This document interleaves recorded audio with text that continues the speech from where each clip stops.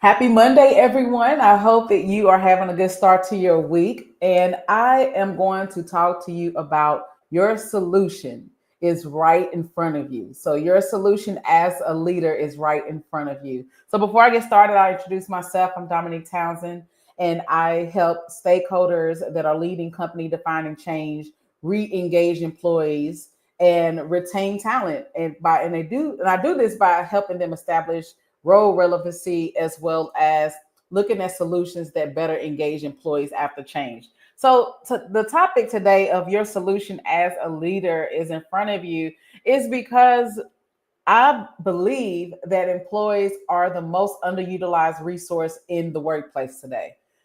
In addition to how leaders that are leading change, navigating all of these competing demands and priorities, one of the gaps that often happens is that leaders are going outside to get someone to create a strategy. They're adding new technology, they're adding software, they're looking outside for solutions when the key person and the key resource that needs to be utilized is the employees that are directly impacted. So there are three things that I wanted to talk about with you to help you become more comfortable in looking within your organization, within your departments, divisions, the roles, and then looking at what are some opportunities to tap into the skills and the desire for wanting to drive improvements that is happening within the organization. And then again, you do want to have someone that can help facilitate that and support your efforts in making sure that you're taking the right direction. But one of the things that I see leaders often do is that they're looking for outside resources as the sole expert instead of tapping into their employees and then utilizing an outside expert as someone to guide them through the process. So there are three things that I wanted to share with you briefly on how to be more comfortable in looking at your solutions that are right in front of you. So no matter if you're leading a company defining change, if you're going through a post reorganization, there are a lot of organizations right now that are going through a series of restructuring.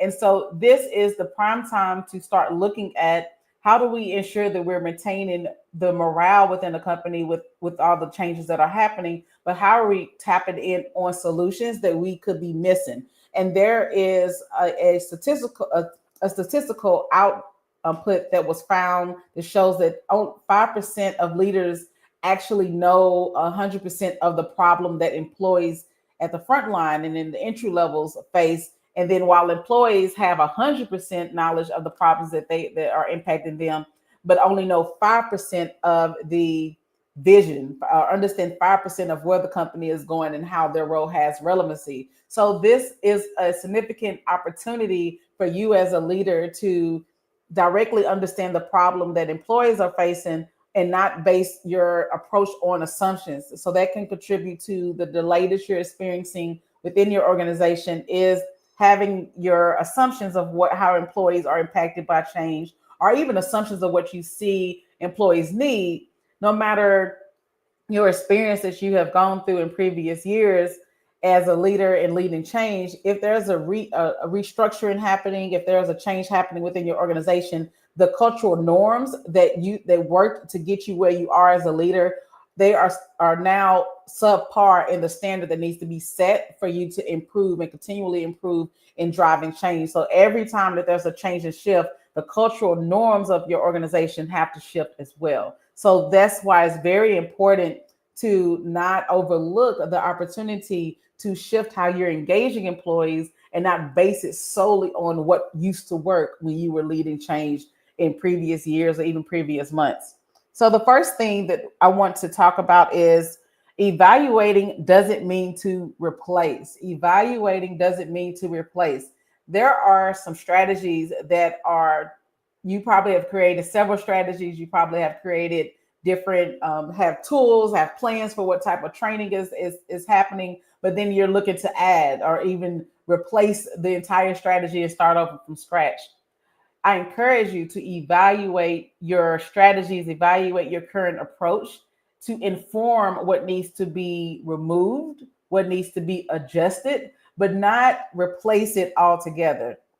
So something about particular strategies, especially after you re-engage and change, if you are actively working on an approach, there are some elements to that. There are some elements to that that can be adapted to contribute to your next phase. What happens is if you are evaluating to replace a strategy without looking at what is called a current state. So when I'm talking about your strategy, there's a current state, meaning what were you currently working on? How are you currently approaching it?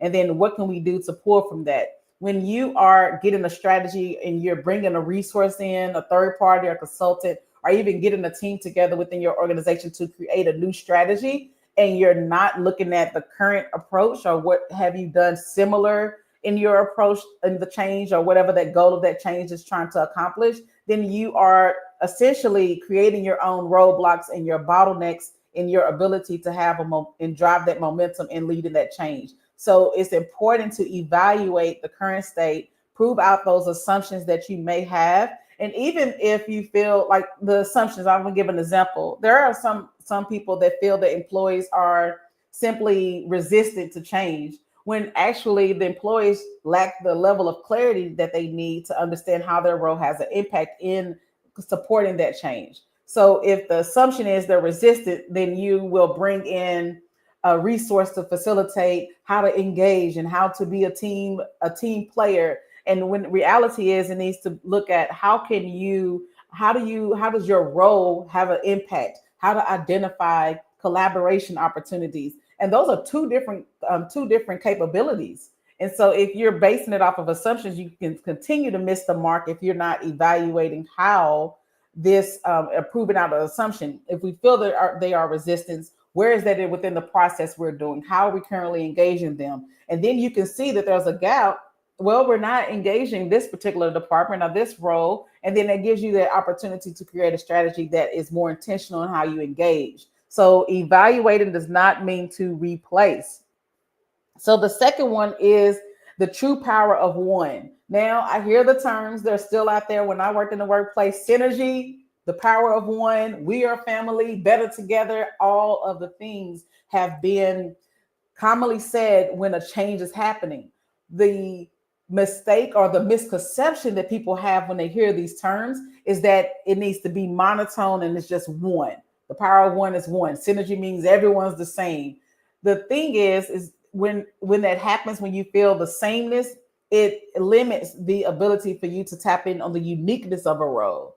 The goal is to have people have the same understanding of the vision, have the same understanding of the direction, have the equivalent based off of their role, understanding of how their role contributes to being more synergetic. What does that mean? How can my uniqueness support us being more aligned in how we're working together? When I know that what my role does, I know how it impacts the next role. So as a leader, your job is to tap into the employee skill set by making them know that their uniqueness is what contributes to the power of one and the synergy and the better together. Because what happens is if you are communicating that as a leader, it can have a misconception in how employees are perceiving what you mean by that. If you're not clarifying that their uniqueness is a part of what their uniqueness in their skills, their uniqueness in the ideas that they have for solutions and innovations, how that contributes to an overall change.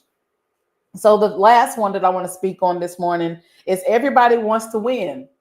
Everybody wants to win in the employee experience. So your solution as a leader is understanding that it's not just you that wants to win and make an impact. I know that your name is on the line when you're leading these company defining changes, and you want to make sure that you're driving the impact and making a difference, but employees also want to make a difference too.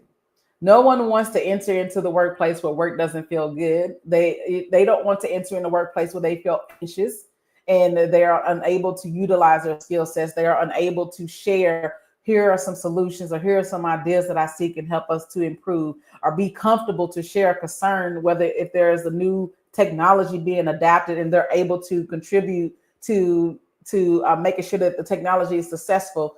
And all of these things play a part. So if everybody wants to win, it's just understanding that they too are part of the solution. They too can contribute to supporting what you are leading and leading company defining change.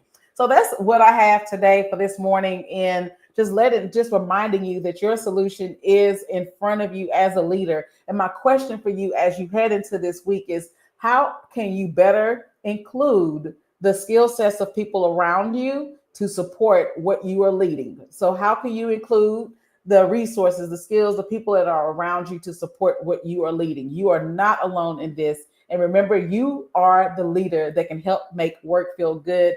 And it all requires intentional engagement and just redefining, giving yourself the permission to redefine how you're leading that company, defining change.